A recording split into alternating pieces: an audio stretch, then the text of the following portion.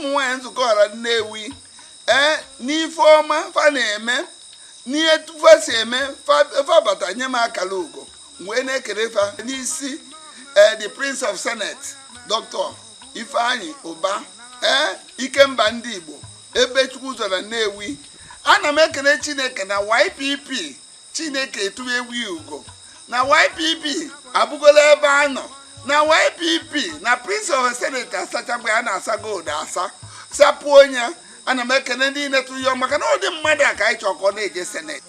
ebe a esela ọnụ ụzọ ebe ahụ esela ọnụ ụzọ bụ YPP ọ dị mmadụ ka anyị chọọ ka ọ na-eje Senate maka na ọ na-eme ọfụma maka na anụgo m ihe o mere fụ ihe o mere ma ụlọ ọgwụ ọlụ na Unizik ma ihe obodo dị iche iche ọlụgoro ụlọ ọgwụ ndị ọlụgoro ụlọ ndị onye gwere aka of football tournaments ndị a na-sponsọ ụdị mmadụ ka anyị chọrọ n'ala Igbo ụdị mmadụ ka ndị Igbo ya akwọ n'azụ wee sị na ọ ya adịrị ya mma eke na ọ ya adịrị ya mma oye na ọ ya adịrị ya mma afọ na ọ ya adịrị ya mma nkwọ. Chineke gọzie ya nyepụ ike ọ ya eji na-eme. Ana m asị sinsi m batara Anambra ama gọvanọ na-esi Anambra ọ emeela Anglican emeela Katọlik ebe na-agwa ebe Chukwu ụzọ the Prince of Senate ị na-eme nnukwu ịlụgwụ n'ụka dị iche iche bụ si cheta ọdịnala Igbo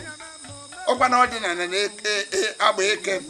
emeelu ndị ebe a emeelu ndị ebe a emeelu ndị ebe a emeelu ndị ebe a emeelu si cheta ọdịnala Igbo maka na ndị ilu isojukwu ama ebe niile ọdịnala Igbo bụ isi enwere n'ụwa niile ndị tụfuru ọdịnala ha anyị na-alụ obi Igbo fọcheta ndị ọdịnala fọcheta anyị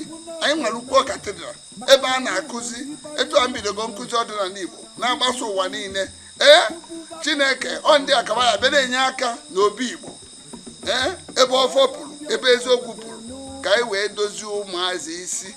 ụmụazị na-akpa aghara ka anyị dozie ebe isi ka Igbo kwuru n'otu bụ Igbo wee ụmụ anụmụ ndị ebele ugwu na nwa mmadụ ya emi ya anyị ama mgbasasị dịka ụmụ Israel